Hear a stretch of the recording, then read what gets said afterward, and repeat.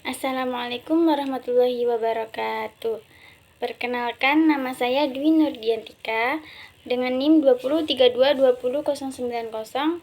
Di sini saya akan mempresentasikan tugas dengan mata kuliah Manajemen Pendidikan dan Tenaga Kependidikan dengan judul Pentingnya Sumber Daya Manusia. Baik, sebelum kita melanjutkan presentasi saya, mari kita sama-sama mengetahui tentang sejarah perkembangan manajemen sumber daya manusia. Sejarah perkembangan manajemen sumber daya manusia tidak terlepas dari faktor hubungan sosial, hubungan ekonomi, politik, dan perkembangan industri yang secara relatif berpengaruh terhadap perbedaan dalam tahap perkembangan di setiap negara. Pengertian manajemen sumber daya manusia. Ada beberapa pengertian tentang manajemen sumber daya manusia. Yang pertama yaitu manajemen sumber daya manusia adalah suatu proses yang terdiri atas perencanaan, pengorganisasian, pemimpin, dan pengendalian kegiatan-kegiatan yang berkaitan dengan analisis pekerjaan, evaluasi pekerjaan, pengadaan, pengembangan, kompensasi, promosi, dan pemutusan hubungan kerja guna mencapai tujuan yang ditetapkan. Pengertian selanjutnya yaitu manajemen sumber daya manusia adalah suatu bidang manajemen khusus mempelajari hubungan manusia dalam organisasi perusahaan. Unsur manajemen sumber daya manusia memiliki fokus yang dipelajari hanya masalah yang berhubungan dengan tenaga kerja manusia saja. Selanjutnya yaitu tujuan manajemen sumber daya manusia. Tujuan manajemen sumber daya manusia yaitu untuk mencapai kemaksimalan yang optimal. Itu memerlukan manajemen dengan tujuan yang jelas. Tujuan manajemen dapat dilihat dari tingkat yang paling rendah, yaitu tingkat personal. Yang kedua yaitu naik ke tingkat yang lebih tinggi. Yang selanjutnya naik ke tujuan fungsional, dilanjutkan ke tujuan organisasional, dan puncaknya untuk tujuan layanan masyarakat secara nasional dan internasional. Baik, di sini saya akan menjelaskan sedikit tentang beberapa tingkatan tersebut. Yang pertama yaitu tujuan personal.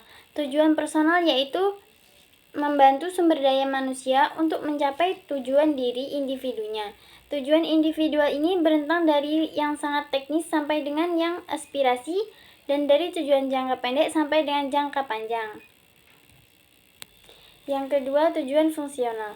Tujuan fungsional manajemen sumber daya manusia adalah tujuan yang memelihara kontribusi bagian-bagian dalam organisasi agar sumber daya manusia pada bagian-bagian itu dapat menjalankan tugas secara optimal. Yang ketiga, tujuan organisasional.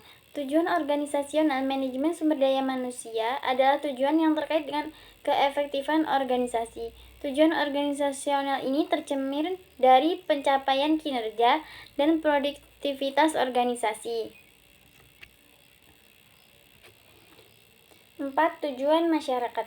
Tujuan masyarakat adalah untuk memenuhi kebutuhan dan tantangan yang timbul di masyarakat sehingga organisasi diharapkan dapat memberi manfaat atau keuntungan bagi masyarakat. Pencapaian tujuan masyarakat merupakan dampak yang ditimbulkan dari pencapaian tujuan sebelumnya, yaitu tujuan organisasional. Keberadaan manajemen sumber daya manusia dalam sebuah organisasi memiliki peranan yang cukup penting. Karena dari itu, seorang pemimpin tidak bisa menjalankan kegiatan organisasi secara mandiri. Pemimpin memerlukan bantuan dari orang lain, salah satunya yaitu pegawai.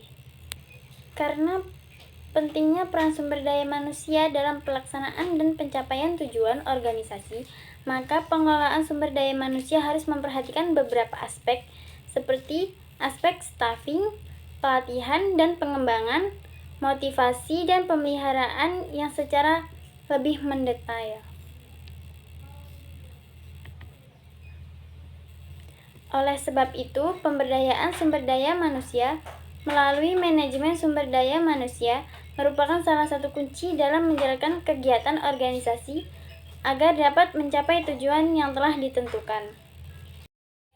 Jadi, kesimpulan dari materi di atas yaitu peran dan fungsi manajemen sumber daya manusia sangat penting, yakni menentukan faktor produksi, membangun dan mengembangkan perusahaan atau organisasi. Jika tidak ada sumber daya manusia yang memadai, secara otomatis perusahaan akan gagal meraih tujuan yang ingin dicapai. Sekian presentasi dari saya. Kurang dan lebihnya saya mohon maaf. Wassalamualaikum warahmatullahi wabarakatuh.